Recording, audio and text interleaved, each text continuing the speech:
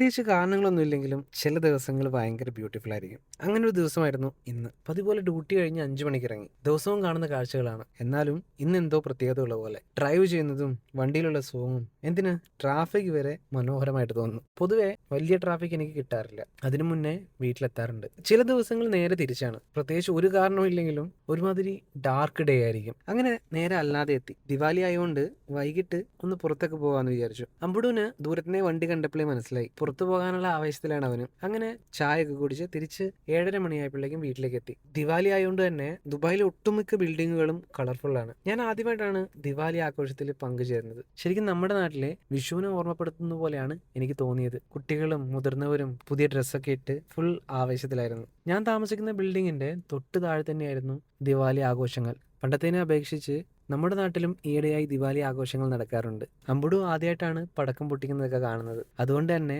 ചെറിയ പേടി അവന്റെ മുഖത്ത് കാണാനുണ്ടായിരുന്നു. പടക്കം പണ്ടേ പേടിയല്ലാത്തത് കൊണ്ടും കണ്ണൂരായതുകൊണ്ടും അവന്റെ അച്ഛനായി എനിക്ക് പേടിയൊന്നും തോന്നിയില്ല. അപ്പോൾ എല്ലാവർക്കും ഹാപ്പി ദിവാലി.